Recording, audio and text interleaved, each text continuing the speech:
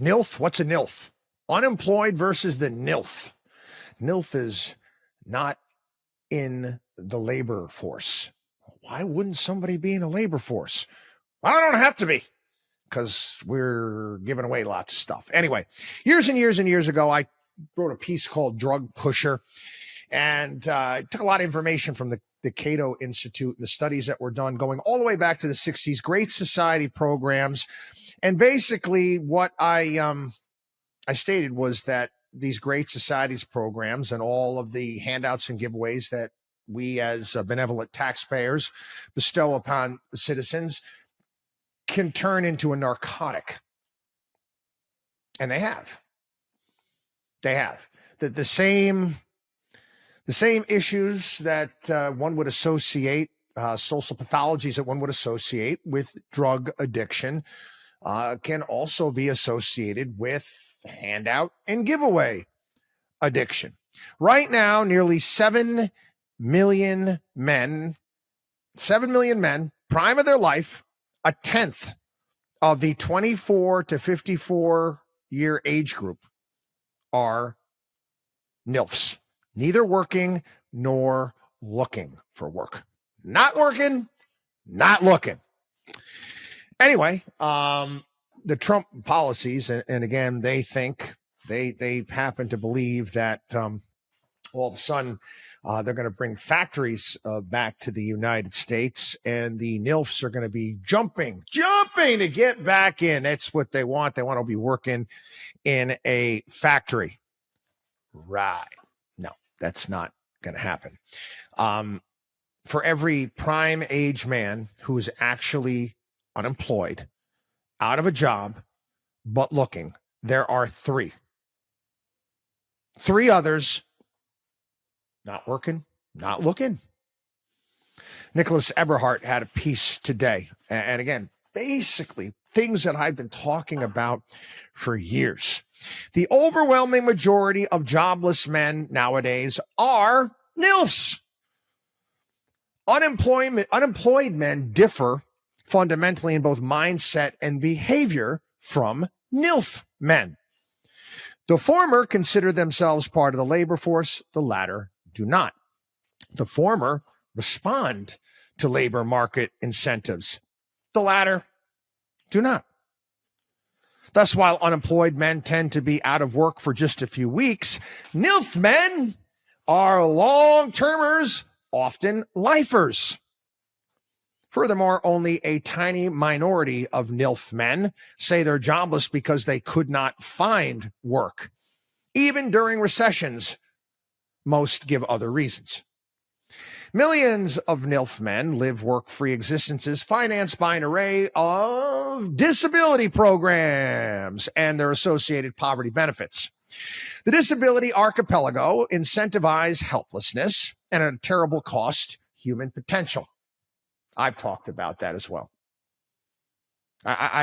You take away.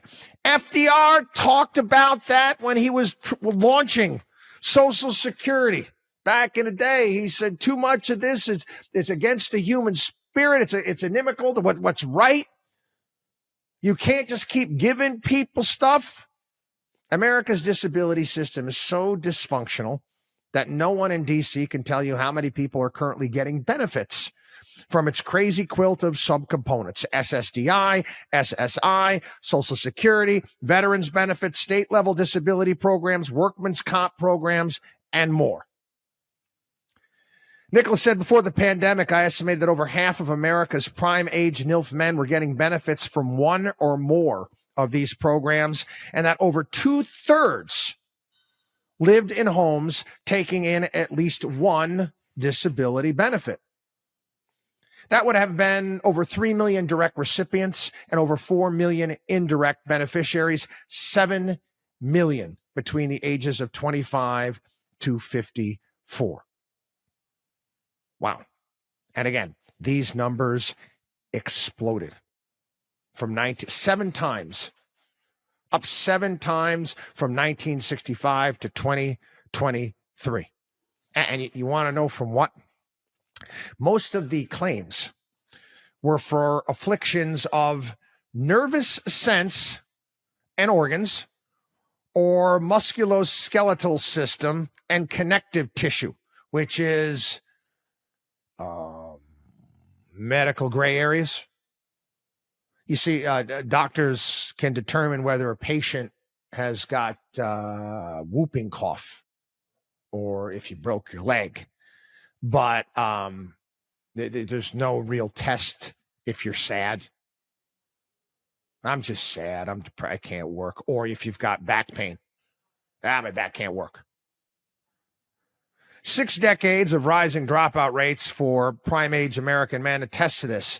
Unlike the employment rate, which follows the business cycle, the prime male Nilf rate has risen with eerie regularity through boom and bust alike for decades, almost wholly unaffected by national economic conditions. Anyway, I can go on, but how are you going to get these people into the factories? Oh, you're going to start cutting off benefits? Right. Good luck with that. That's not going to happen. It's not going to happen. I've talked about this in the past. When it comes to, some people, you start with handouts, they get addicted to them. Trying to wean them off is one of the more difficult things in the entire world. And guess what? It doesn't make for good politics. Doesn't make for good politics. You want these jobs of the future, you got to start in the 8th grade. You got to start in the 8th grade. And you know what? You got to, the people that are on it, at this point in time, what are you going to do? You're not going to be able to yank them off it. Again, new enrollees, you got to have, that's where you got to start. You got to say, you got to put a stop to this. Conditions have changed. These are the new requirements. Everyone who's grandfathered in is grandfathered in. That's the only way I can see. But you're going to get these people to start working in the sneaker factory? No, not going to happen. WatchDog on WallStreet.com.